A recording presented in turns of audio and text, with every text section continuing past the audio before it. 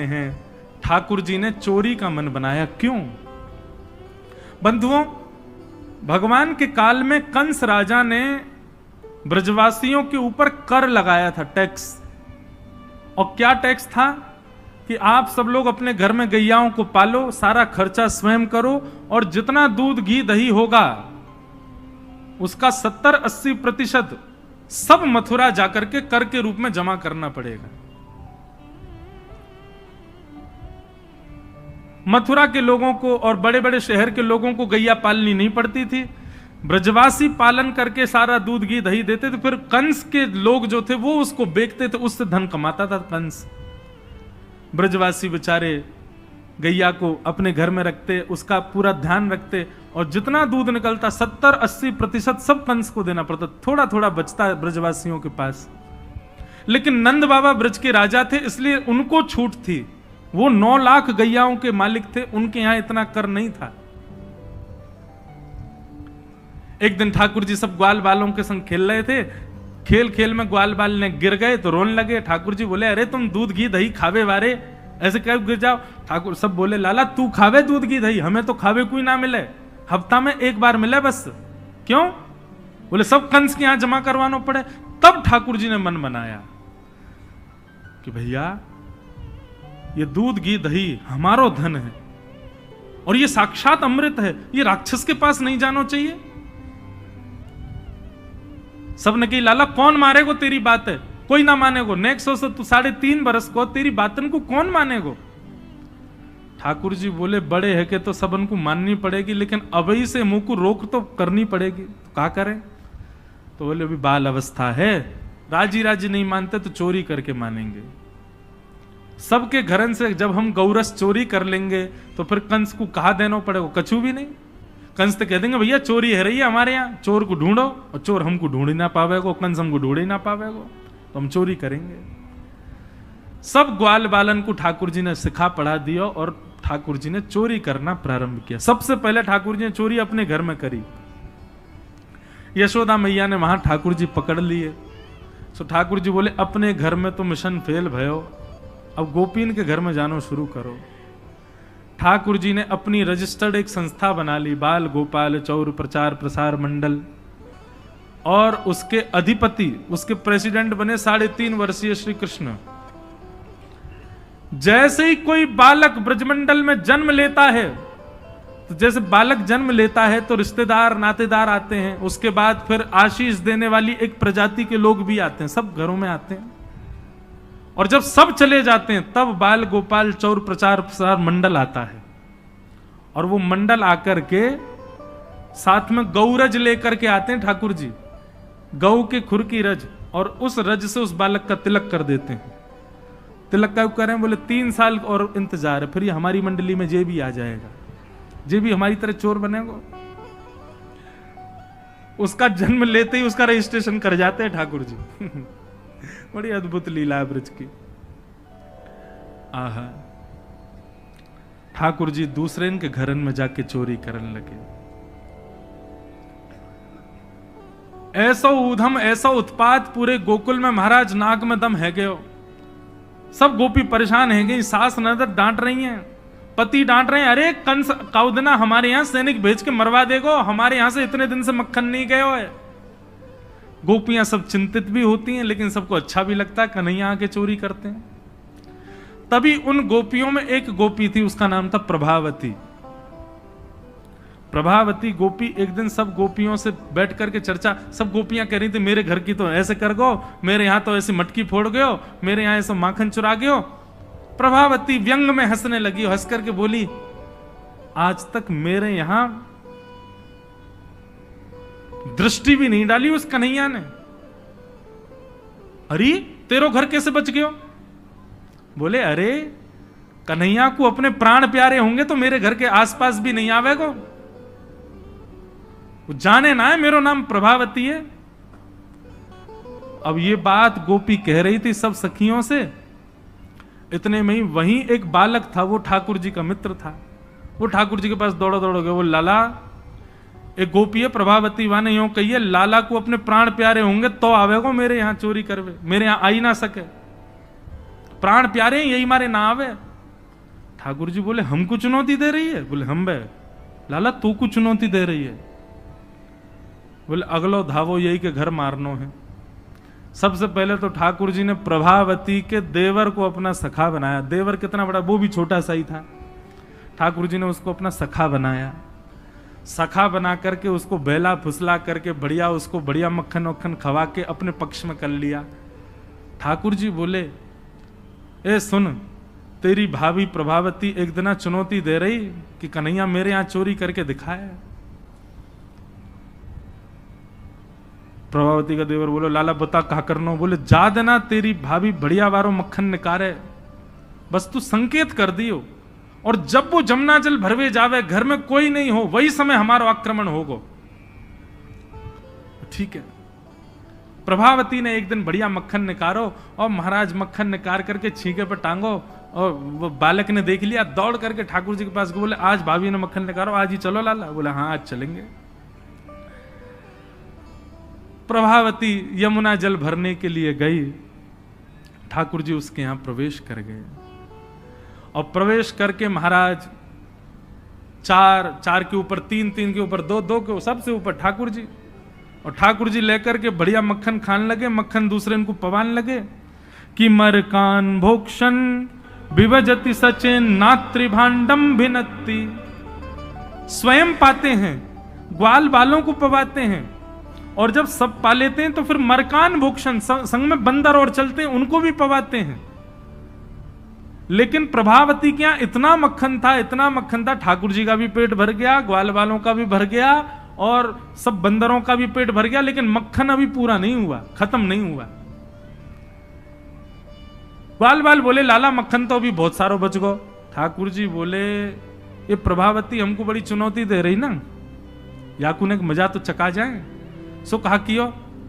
ठाकुर जी ने एक हंडी लई, एक लठ लियो, और वहां से वह हंडी को फोड़ दियो, जितना मक्खन हो सब नीचे गिर गयो, और वह मक्खन को चौका लगा गए, पोंछा कर गए पूरे घर में। एक एक कोने पे जाकर के मक्खन रह नहीं जाए कहीं भी, और पूरे में बढ़िया चौका लगा करके, और ठाकुर जी अपने ग्वाल बालों के संग अंधेरे में छुप के खड़े है गए। बोले देखियो अब मजो आवेगा, प्रभावती आवेगी।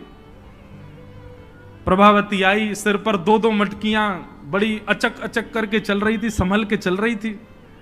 जैसे ही माने द्वार खोलो, और द्वार खोलते ही अपना पाम भीतर धरो, इतने में ही भोपाल शताब्दी की तरह ऐसी रिपटी महाराज, ऐसी रिपटी सिर में लगी, कमर में लगी, हाथ पाम बाकी सब रहे कह गए, और गिरी सो गिरी।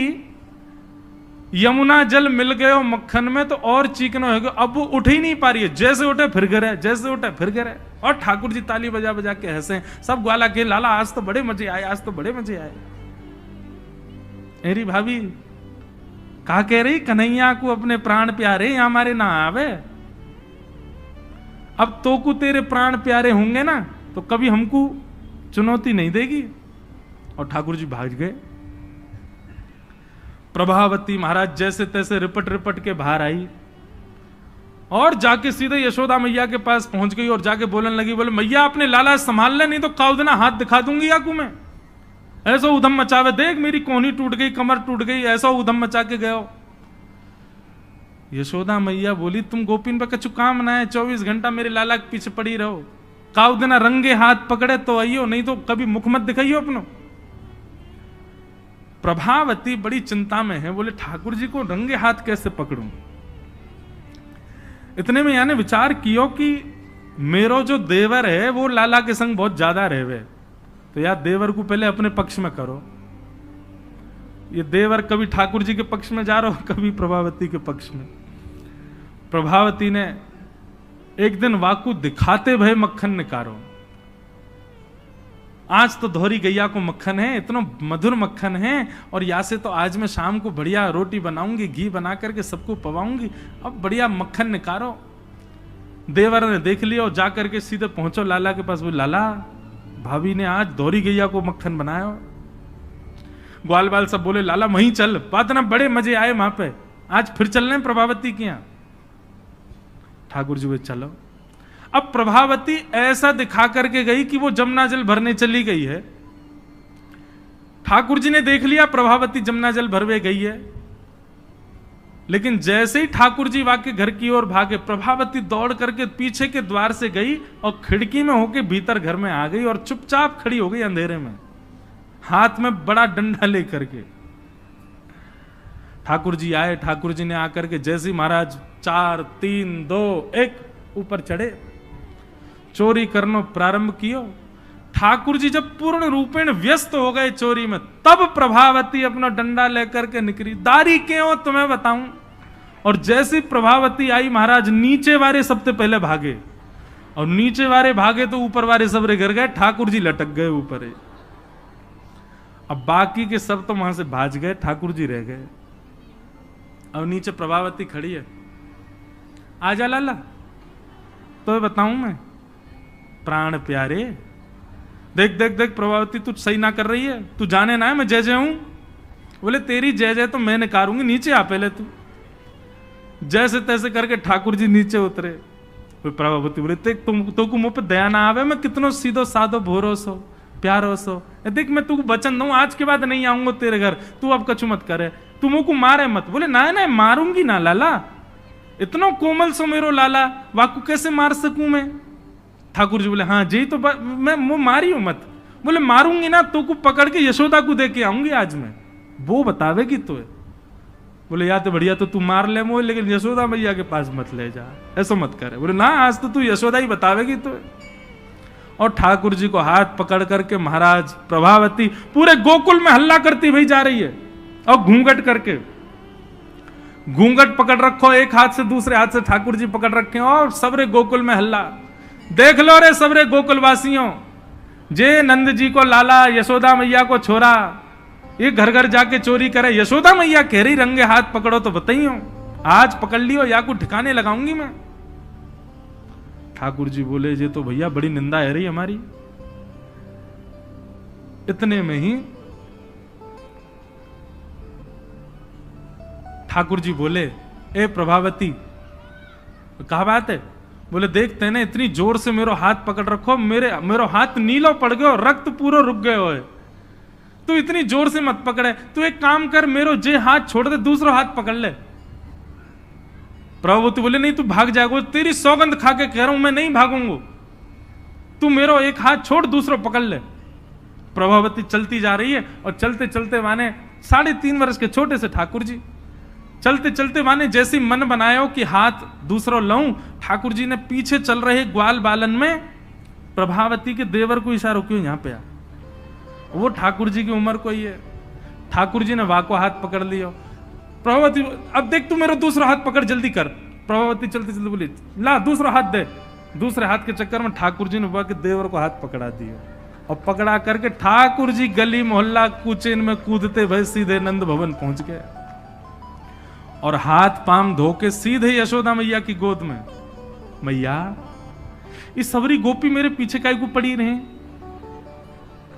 अरे मेरो लाला बड़ो मलूक है, हमारे पीछे पड़ी रहे। मैया रोज कोई गोपी आ जाए, मुंह को तो लगे आज भी कोई गोपी आवेगी तो उसे शिकायत करवे। मैया बोली आन देदारी के मैं बताऊंगी। हाँ मैया तू मुंह को अपना दूध पिला दे। और ठाकुर जी तो इतने लाड़ प्यार में आ गए, मैया गोद में बैठ के दूध पीने लगे। इतने में ही प्रभावती आई, देख यशोदा मैया तू कह रही कि अपने लाला को रंगे हाथ पकड़ के लाई, आज देख तेरा लाला पकड़ के लाई हूं मैं। ठाकुर जी बोले देख ले मैया मैं तो कह रहा हूं ना कोई गोपी आ रही होगी, आ गई। मैया तू एक काम कर दे। बोले कहा मैं तू और बाबा हम तीनों कहीं और ही चले जाएं, ये गोपी हमको जीन ना दे रही है, इनको यूं लगे कि तेरो लाला इतना सुंदर काहे को है, ये चिढ़ के मारे आ जाए रोज। मैया बोली लाला तू पीछे खड़ो रहे यार, गोपी है तो मैं देख के आऊं। मैया नीचे गई, कहा बात है क्यों चिल्ला रही है घूंघट में, देख तेरो लाला आज रंगे हाथ पकड़ो।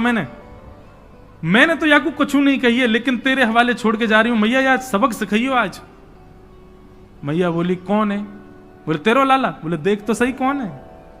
प्रभावती ने घूंघट उठा के देखो तो वही के देवर को हाथ। प्रभावती बंदर तू कहां से आयो, भाज गयो। अब तो यशोदा मैया ने खूब सुनाई। बोले नहीं नहीं मैया मैंने तुम्हारे लाला ही पकड़ो। बोले तू झूठ बोले, मेरो लाला तो अभी दूध पी रहा मेरी गोदी में बैठ के। कन्हैया इतने में ठाकुर जी आए भी तो, हाँ मैया कहा कर रहे हो तू? मैया मैं तो तेरी गोद में बैठो दूध पी रहो। मैया ये सबरी गोपी मेरे पीछे पड़ी रही, मैं कहा बताऊं, इन लोगों की तो ऐसी आदत है गई है, और ये प्रभावती तो सबसे ज्यादा। मैया ने खूब डांटी। प्रभावती बोले ये हुआ कैसे? प्रभावती बोले अच्छा मैया क्षमा कर दो, मैं जाऊं। प्रभावती चली गई। ठाकुर जी बोले मैया मैं 2 मिनट में आऊं, अभी इन्हें सखांत में ले आऊं। जैसे ही प्रभावती ने दूर पहुंचे सो ठाकुर जी आए आगे से, और प्रभावती के आगे आगे खड़े हो गए। तो कहो जी कैसी रही आज? प्रभावती बोली तेने ही कियो कैसे? बोले मैंने कैसे कियो वो मत पूछे, लेकिन मैं तो कुछ चुनौती देवे आया हूं। आज तेने मेरो हाथ पकड़ो तो मैंने अपनो हाथ देवर में बदल दियो। कल को अगर तेने मुझे पकड़ो तो तेरो हाथ मेरो हाथ खसम में बदल जाएगा। देवर से तेरे पति को हाथ आ जाएगा हाथ में। तू जाने ना नंद जी को लाला हूं मैं। प्रभावती इतनी लज्जा की हो गई कि फिर वो कितने दिन तक बाहर नहीं आई अपने कक्ष से, भवन से। वर्णन आता है ठाकुर जी एक दिन उसके यहां पहुंचे और पहुंच करके उसकी गोद में बैठ करके खूब स्नेह किया, और स्नेह करते तब भी नहीं मानी, खूब नाराज हो गई ठाकुर जी से, मुंह फेर करके बैठ गई। ठाकुर जी बोले एक बार मेरी ओर देख ले। प्रभावती बोली नहीं देखूंगी। बोले बस एक बार देख ले, फिर जीवन भर मत देखियो। जैसी प्रभावती ने ठाकुर जी की ओर देखा, शंख चक्र गदा पद्म धारण करके चतुर्भुज रूप में ठाकुर जी ने उसको दर्शन दिए।